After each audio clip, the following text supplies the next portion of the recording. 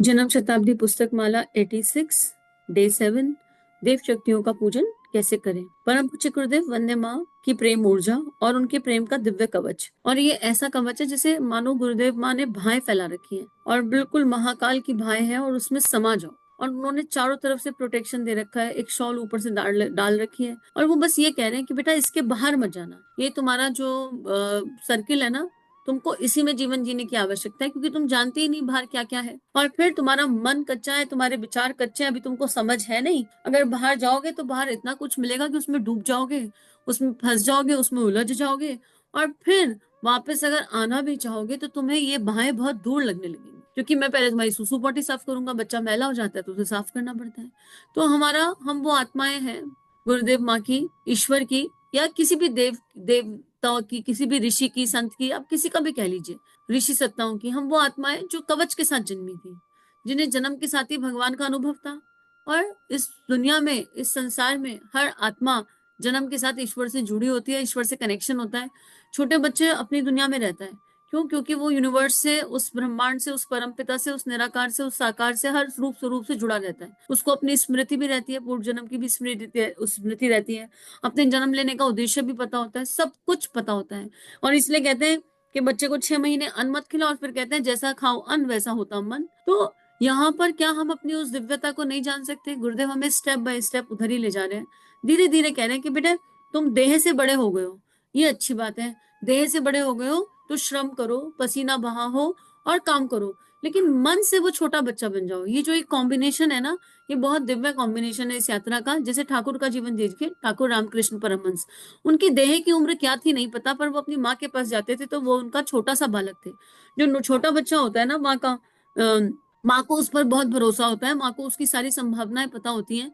और छोटे बच्चे का ऐसा होता है कि माँ आई तो, और माँ ने मुंह बॉटल लगाई मुंह पर, तो बच्चा ये नहीं पूछेगा इस बॉटल में क्या है, और वो जो भी माँ पिला रही होगी वो पी जाएगा। उसको कोई मतलब नहीं है कि माँ मेरे लिए क्या लाई है। उसके बाद वही बच्चा जब बड़ा होता है तो उसको क्वेश्चन होता है, इस बॉटल में क्या है, वहां क्या है, वहां क्या है। हमारे पास क्वेश्चन, जैसे जैसे हम बड़े हो रहे हैं हमारे पास क्वेश्चन इकट्ठे होते चले जा रहे हैं, और कर हम कुछ नहीं रहे। या तो ना हमने क्वेश्चन पूछा, आंसर मिला तो हमने उस रास्ते पर चल दिया, लेकिन हम कर कुछ नहीं रहे, बस पूछते जा रहे हैं और इकट्ठा करते जा रहे हैं। क्या इकट्ठा करते जा रहे हैं? एक अर्जित ज्ञान इकट्ठा करते जा रहे हैं, जिसको हम इम्प्लीमेंट नहीं कर रहे हैं। अगर हम इसी इसी तरह का कुछ कर रहे हैं तो हमको विचार करने की आवश्यकता है। तो हम इसी तरह का प्रश्न पिछले स्वाध्याय में आ रहा था कि मन को एकाग्र कर दो, मन को बिल्कुल फोकस करा दो। लेकिन गुरुदेव ने हमें समझा दिया, ये ऑलरेडी बता चुके हैं गुरुदेव, कि मन की सहज प्रवृत्ति है भागना, किस दिशा में भागेगा ये तय करना हमारा काम है। ये तय करना बौद्धिक मन का, आध्यात्मिक मन का काम है। तो इसीलिए गायत्री माता का फोटो दिया। गायत्री माता के फोटो में क्या है? खाली एक फोटो नहीं दिया, हम उसे देख नहीं सकते। नीचे से ऊपर तक बहुत खूबसूरत गायत्री माता है, फिर उस पर हंस बैठा है, फिर वो लाल वस्त्र में है, फिर वो वेद लिए हुए हैं, फिर वो कमंडल लिए हुए हैं। तो एक बहुत दिव्य चित्र दिया है। क्यों?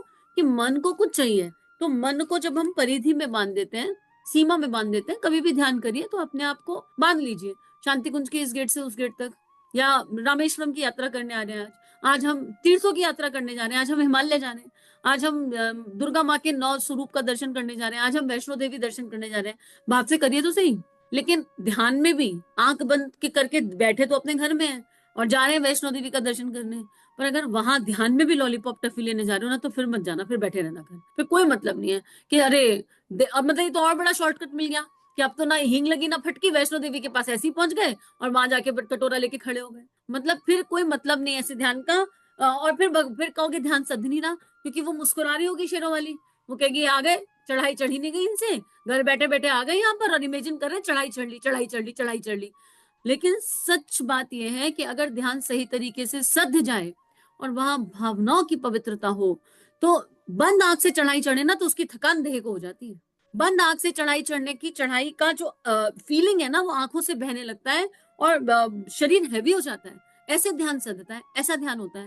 लेकिन फिर वो ध्यान कैसा होना चाहिए? इच्छा मुक्त होना चाहिए। भगवान से कोई इच्छा मत करिए, भगवान से भगवान को मांगने की भी इच्छा मत करो। एक बार तो यहाँ आना पड़ेगा।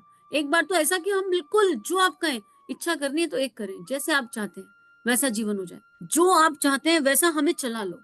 जैसे आपने हमारे लिए प्लान किया है उसको जीने की, मांगना है तो मांग लो, शक्ति मांग लो, उसको जीने की शक्ति दे दीजिए, क्षमता दे दीजिए, साहस दे दीजिए। वो कहेंगे मानव जन्म दिया बेटा, करो अभ्यास प्रयास। लेकिन संवाद करने के लिए कुछ तो चाहिए। तो गुरुदेव ने गायत्री माँ का दिव्य चित्र दिया। अब इस चित्र के आगे बागे नजर घुमाते रहो और सीखते रहो। कमल को देखिए, हंस को देखिए, मुकुट को देखिए, होठों को देखिए, साड़ी को देखिए। इस दायरे में मन भागेगा। जो कभी कभी मन घंटों ध्यान में नहीं रुकता, वह इतने ही दायरे में यहाँ वहां भागता रहेगा। उसके बाद देखिए गायत्री माता प्यार कर रही है, दुलार कर रही है, सिर पर हाथ रख रही है, गोदी में उठा लिया, छाती से लगा लिया, दूध पिला रही है, स्नेह कर रही है। देखिए ना, कोई इसमें कोई पैसा लग रहा है, इसमें कोई टैक्स लग रहा है? कोई बात नहीं है। धारणा, ध्यान, समाधि। धारणा से ही तो समाधि घटित होगी, धारणा से ही तो ध्यान लगेगा। ये बड़ी मीठी धारणा है। इस धारणा का बड़ा दिव्य प्रभाव होगा, दैवीय प्रभाव होगा। इसको कर कर देखने की आवश्यकता है। क्यों? और धारणा करनी नहीं आती ऐसा मत कहना, धारणा करनी सबको आती है। मैंने बोला ऑरेंज, दिखने लगा। जिसे जिसे दिखा वो मुस्कुराओ, और मुझे मुस्कुराता हुआ दिख जाना चाहिए। जो लाइव जब कर रहे हैं उन्हें पूछ रही हूँ, ऑरेंज दिख रहा है? किसी को ऑरेंज फ्रूट दिखने लगेगा, किसी को ऑरेंज कलर दिखने लगेगा। मैंगो दिख रहा है, मैंगो, एप्पल, सामने तो कुछ नहीं है पर दिख रहा है। फेवरेट फूड, सबसे अच्छा क्या लगता है? अब किसी को छोले भटूरे दिख रहे हैं, किसी को पाव भाजी दिख रही, किसी को पनीर कुलचा दिख रहा है, और किसी को कुछ दिख रहा है। और नहीं दिखा तो छोले भटूरे कहते ही दिख गया। अभी तो नहीं दिख रहा था, पर जैसे ही कहा दिख गया, सामने है मन में। कुछ भी नहीं है, यानी धारणा करनी आती, इतनी सहज है धारणा। जो शब्द बोलो उसकी चित्र बन रही है। मैं बोलूं झूला मूला पूला कूला पूला उला, दिख रहा है कुछ? कुछ भी नहीं दिख रहा। क्यों? क्योंकि ब्रेन को पता ही नहीं है क्या होता है झूला कूला पूला पूला मूला मूला उला। होता है ये, मैं कह रही हूँ होता है। कैसे होता है झूला मूला पूला? इसका जो शक्ल होती है ना इसकी, वो कुत्ते के जैसी होती है, इसकी पूंछ शेर के जैसी होती है, और इसका शरीर हाथी के जैसी होता है।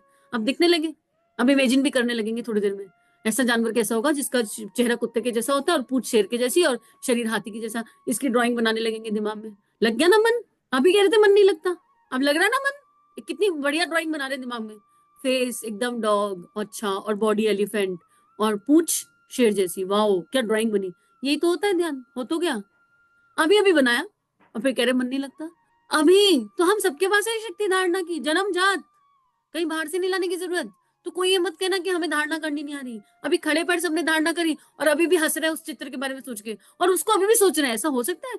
ये तो इम्पॉसिबल सी बात बता रहे, नेक्स्ट टू इम्पॉसिबल बात है। हुला पुला कूला मूला कुछ नहीं होता, लेकिन फिर भी आपने पॉसिबल कर तो लिया अपने दिमाग में। और अभी क्या कर रहे हैं? इमेज बना रहे हैं और कह रहे हैं ये पॉसिबल नहीं है। तो बना क्यों रहे हो फिर इमेज? हो तो गया, लग तो गया मन, उसी इमेज में घूमा है, वही तो घूम रहा है हाथी, लेकिन किसी की इमेज नहीं बन रही। चलो ठीक है, ऐसा हो रहा है कि हम जोड़ नहीं पा रहे। कुत्ता और हाथी और शेर एक साथ जुड़ नहीं रहा, लेकिन अलग अलग तो दिख रहा है। इन्हें मर्ज करने की कोशिश तो कर रहे हैं, यही अभ्यास है। जुड़ पा नहीं रहा लेकिन कोशिश तो कर रहे हैं। अच्छा, डॉग आया, डॉग का फेस अलग कर दिया, हाथी आया, हाथी की बॉडी अलग करी, शेर आया, शेर की पूंछ अलग करी, जोड़ दिया। तो ये क्या कर रहे हैं? ये अभ्यास प्रयास है धारणा का। ऐसी होता है। तो फिर भगवान में क्या दिक्कत आ रही है?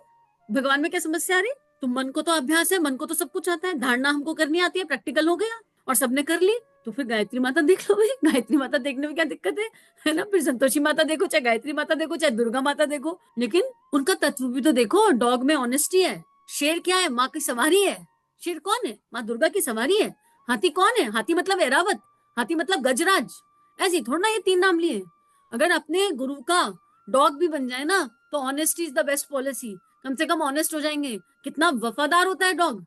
ये तीनों जानवर कितने दिव्य हैं। आप हाथी देखिए, क्या ही गजराज ने पुकार लगाई और क्या ही नारायण गरुड़ लेकर दौड़े चले आ गए। एरावत है हाथी, इंद्र की सिंह, इंद्र बैठते हैं वहां पर, कितना दिव्य है। और शेर, शेर तो राजा है, कितना बढ़िया। माँ दुर्गा ने उसको चुना अपना वाहन, क्या ही दिव्यता है। अरे हमें न चुन ले भगवान से, हमें चुन ले भगवान से, कितना मजा आ जाएगा। अब देखो, अब वो इमेज जो बन रही थी कितनी दिव्य हो गई। फिर से देख लो अभ्यास। अभी तक तो डॉग डॉग दिख रहा था, हाथी जानवर जैसा दिख रहा था, और शेर शेर दिख रहा था। अब इनमें दिव्यता दिखने लगी। जहां दिव्यता देखेंगे वहां दिख जाएगी मन। अभी अभी अभी थोड़ी देर पहले ऐसा लग रहा था क्या ये कुत्ते कुत्ता कह रही, कितना खराब लग रहा है सुनने में, और अब कितना बढ़िया लग रहा है सुनने में। क्या ये हाथी शेर कर रही है, क्या है ये, और अब कितना बढ़िया लग रहा है। शेर बोले तो दुर्गा माँ भी दिख गई। अब तुरंत समझ में आ गया। नवरात्रि में तो शेर शेर पे घूमते रहते हैं, सिंह वाहिनी कहते रहते हैं। हाथी दिख रहा है तो अब गजराज की पुकार आ गई। हो गया ना मन का अभ्यास। खड़े खड़े धारणा, खड़े खड़े धारणा। तो फिर क्यों मन नहीं लगता? कहाँ कह रहे हैं अभ्यास करने से लगेगा। और एक और सत्य, एक सत्य ये है कि हमारे मन को ना, इन शब्दों के लिए क्षमा, पर कीड़े चुगने की आदत पड़ गई हर किसी की। ये अभ्यास छोड़ दो, हर किसी की दिव्यता देखने की आदत पड़ जाए तो भगवान प्राप्त हो जाए। क्योंकि हम दिन भर धारणाएं करते हैं, दिन भर सड़क पे जा रहे हैं, किसी को बिल्कुल काले कपड़ों में और काले मेकअप में देख लिया, हमारा उससे लेना देन एक नहीं देना दो नहीं। हाय कैसे काले काले कपड़ों में काले मेकअप में घूम रहे हैं, हाय हाय कितना अजीब लग रहा है देखकर। अरे आपका क्या उससे बिगड़ा? उसकी मर्जी, सामने वाला है वो कुछ भी करे, उसको उसका जीवन है यार, फ्री है वो अपने मर्जी से अपना जीवन जीने के लिए। पता नहीं उसके मन में क्या आया होगा, उस तो हमको क्या पड़ी है, हम देखते ही धारणा बनाते हैं। इतना अभ्यास है। कोई सामने से दिखा बहुत मोटा है, चल रहा है, चलकर हाफ रहा है, तो क्या होगा, करुणा नहीं आएगी, और कितने तो मोटे रहे, चला तो जाएगा ही नहीं। ना करुणा आ रही, ना संवेदना आ रही, ना हाफ ना दिख रहा, देह दिख रही है मोटी। ये नहीं कि जाके हाथ पकड़ ले, उसको पूछ ले कि भैया आपको कोई तकलीफ तो नहीं हो रही, कोई दिक्कत तो नहीं हो रही, कोई परेशानी तो नहीं है। हमको धारणा बनाने की आदत पड़ गई है, बस हम ये धारणा भगवान की तरफ नहीं बना पा रहे हैं, और फिर कहते हैं मन लग नहीं रहा, मन लग नहीं रहा। मन बेचारा क्या करे, मन तो कह रहा है मैं तो परमानेंट लगा हुआ हूं, तुम लगाओ तो सही, मैं तो परमानेंट लगाऊं, लेकिन मैं वहीं लगूंगा जहां तुम मुझे लगाओगे। मेरी लगाम तुम्हारे हाथ में है। मन को लगाना नहीं होता, मन की लगाम अपने हाथ में लेनी होती है, और फिर मन की लगाम को भगवान के हाथ में दे दें, तो उससे बढ़िया क्या कुछ हो सकता है, उससे बेहतर कोई संभावना है। तो एक्सपेरिमेंट तो हो गया, मन सबका लग गया, मन लगाना भी आता है, धारणा करनी भी आती है। अब एक होमवर्क करके देख लेंगे तो और मजेदार आएगा। एक हफ्ता आप काम कर रहे हैं, आपके दिमाग में एक हफ्ता जिन जिन जगहों का, जिन जिन वस्तुओं का, जिन जिन व्यक्तियों का चिंतन आए, कॉपी पे लिख लेना। खाना बनाते हुए किसके बारे में सोचा, कहीं पर मोबाइल में फटाक से नोट कर लेना, कॉपी में फटाक से नोट कर लेना, ठीक है। और उसके बाद सोने से पहले रात को या जब समय मिले 15 मिनट, ये देखना मैंने इनके बारे में क्या क्या सोचा। आपको पता चल जाएगा हमारी स्थिति क्या है, हमारी असली स्थिति क्या है। वस्तु का चिंतन कहीं लालच से तो नहीं है, कहीं मोह से तो नहीं है। व्यक्ति का चिंतन कहीं गुस्से से तो नहीं है, कहीं आसक्ति से तो नहीं है, कहीं इच्छाओं की लिस्ट तो नहीं है। बना रहे हैं छोले और सोच रहे हैं पनीर, अरे भैया छोले सोच रहे होंगे, मुझे बना रहे हो तो मुझे ही खा लो ना, तुमको चिंतन पनीर का पड़ा हुआ है। बना रहे हैं पनीर और सोच रहे हैं पनीर मसाले के बिना बनेगा नहीं, वो कह रहे नहीं भाई मैं प्यार से बन जाऊंगा, कुछ भी डाल ले बन जाऊंगा, नहीं अब चिंतन पनीर मसाले पे, और बनाते बनाते कह रहे हैं मजा आएगा नहीं। और उसके बाद नालायक कहीं के, सबसे कहा था लाके दे दो लाके दे दो, हम दिन भर खुटते रहे, इनसे एक मसाला नहीं लाके दिया जाता। हो गया ध्यान, पनीर कहाँ बना, पता नहीं क्या बना, किसी को 2 बात सुना दी। इतना ही मन था तो मसाला जाके खुद लेकर आना था ना, नहीं तो अपनी रेसिपी चेंज करनी थी। बस ये कॉपी जांच लेना एक हफ्ते।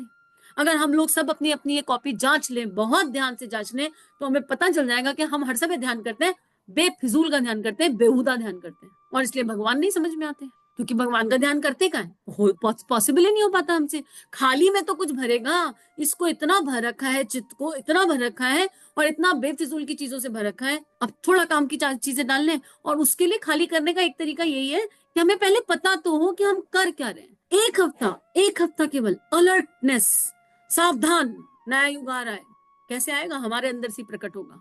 गुरुदेव ने कहा है सावधान, नया युग आ रहा है। सावधान क्यों लगाया इसके पीछे, खाली ये भी तो कह सकते थे नया युग आ रहा है, नहीं, उन्होंने कहा सावधान, नया युग आ रहा है।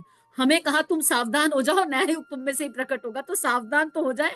सावधान मन के प्रति, विचारों के प्रति, भावनाओं के प्रति।